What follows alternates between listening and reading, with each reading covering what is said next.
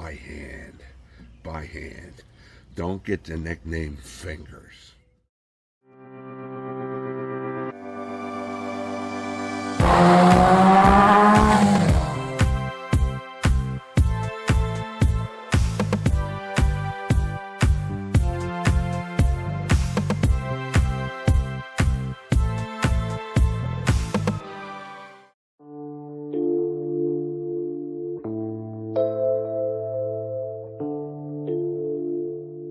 Here's something some guys may still do with chain.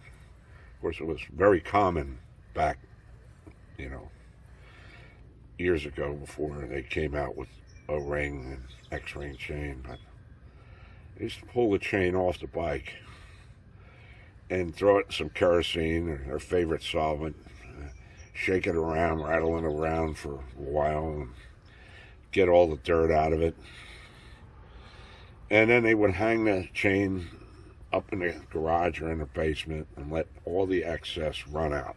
All the excess kerosene, diesel fuel, whatever they used. You don't want to use gasoline, but they did that. And then what they would do is, once all that was gone, they would throw it in a pan that had gear oil, 90 weight, 140, whatever. Leave that sit in there for about a week. And do the same thing. Pick it up out of there and leave the pan under it, hang it up in the garage or basement with the pan under it, and let all the excess oil come out. And then they just put it on the bike. And they would have two chains. They would use the old chain, break the connecting link, use the old chain to pull the new chain or the clean and lube chain in. And they used to do it that way, and then adjust their chain tension, whatever. And that's how a lot of guys used to do it back in the day. Here's how I do it.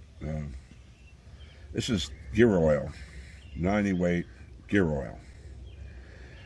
And you can use 140, either or. And I'm going to lube this chain. Now, everybody's got their own stuff with a chain, and I got my own too. I don't believe in the drip method. It just, some of the links get, and some of them don't, and some of the rollers get it on their sides, and some of them don't. So I like doing it small, artiste brush, a little bit of oil, just a drop, and go in here on the sidebar, this side of the roller, that side of the roller, next, and go like that. When you need another dab, go in and do it again.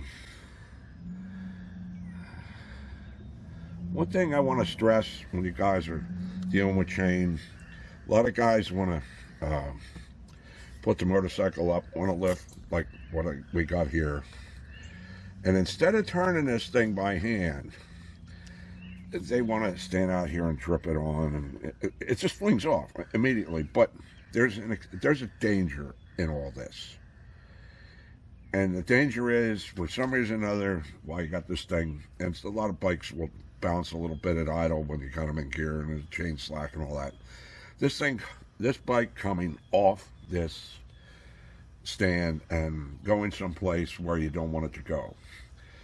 But the other danger is, anytime you're fooling with belts or chain, you don't want power applied. You do it by hand. You don't want power applied. And the next thing a lot of people do is, after they lube the chain, is they start it up, clunk it in first gear, and then, the thing's turning and turning. I agree with the idea of them turning and turning and turning, but I don't agree with the idea of doing it with the engine. Sit here like a hamster on a treadmill and just turn and turn. Do it by hand. And if you want it to really sink in good after you're on store and you've turned this for 15 or 20 minutes, park your bike, let it sit for a day.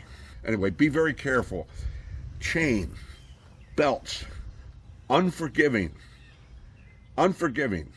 And they have a nickname for guys that have gotten their hands caught in between the chain and sprocket. That nickname is Fingers, because they don't have them anymore. This machine doesn't know that it's not supposed to take your fingers off. And it will. By hand. By hand. By hand. Don't get the nickname Fingers. Now, I've already been a hamster on a treadmill for about a half hour. And you got to do this. I mean, if you do it again with the engine running, it's going too fast, it's going to fling off.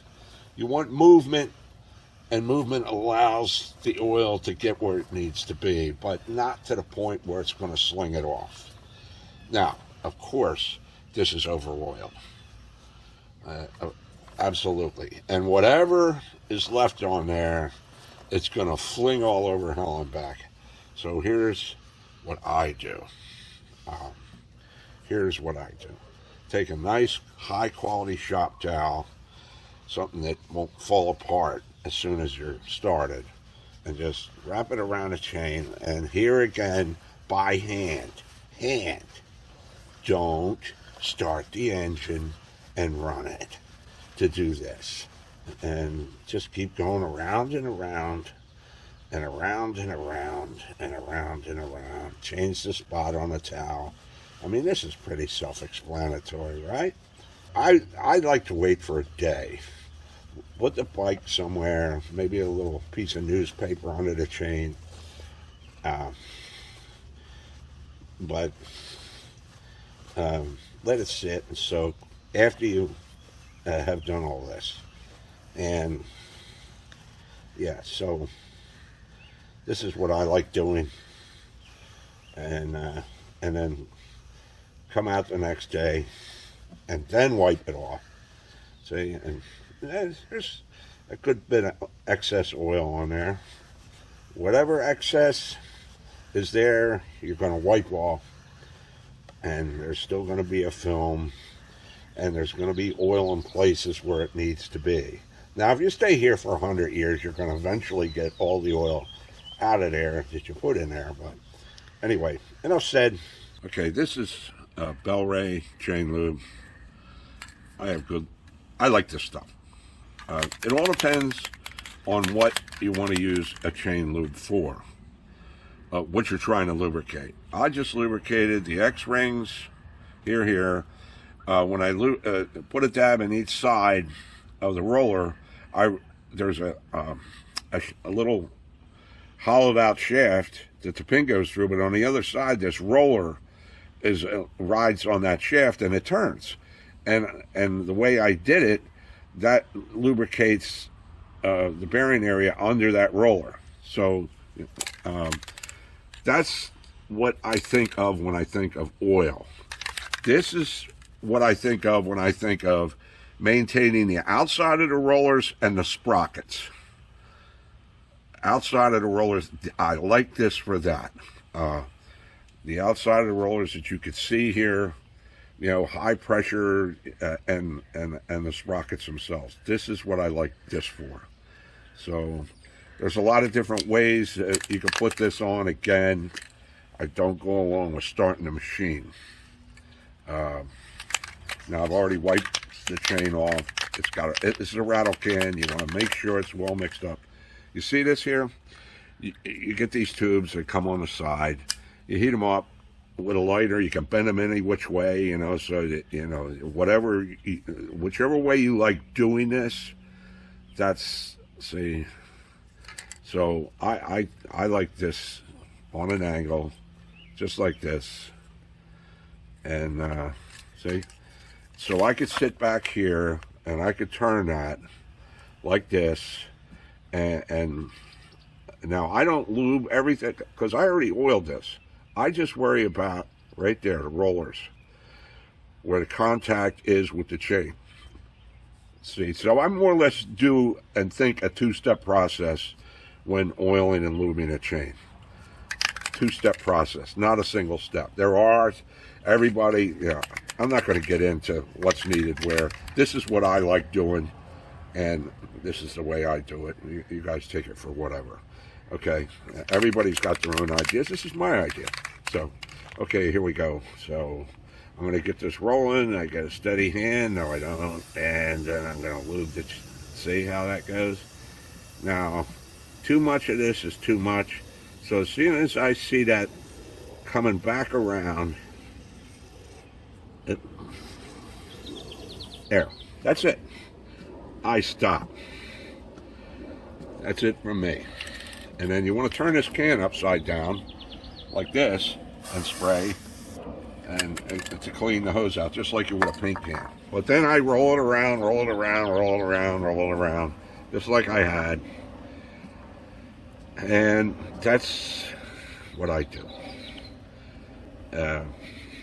And you can see as the solvents and all boil off, it's rather sticky, and it really does, in my opinion, do a good job on the rollers and the sprockets. And, you know, the whole thing with lubrication is too much, you wasted your time. Too little, you didn't do enough. Too much, it flings off, throws everywhere. You like over lubricating, fine. If you like under lubricating, that's fine too. It's just enough so you can see, just enough. Now you can see it's starting to disappear because the rollers are turning. So, you know, it's getting all over the sprockets and it's getting all over everything. There's a fine film of this. And that's all I use. So anyway, all this, having said all this and all the time taken up in doing this, take a ride. You're still going to fling crap all over the place. Clean the bike up. You're good to go for a couple hundred miles.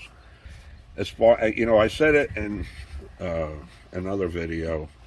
I'll say it again. When you're dealing with X-ring or O-ring chain, there's no way you can get lube into those pins. So whatever they're packed with, that's it. When it flings out, there's not a lot you can do. I guess the best you can hope for is the O-rings tearing up and you can get low by them. But what happens is the chain starts seizing up.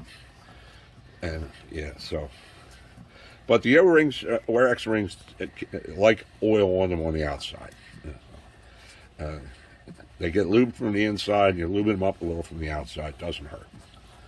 All right, guys, that's a wrap. See you later. Bye. Ride safe.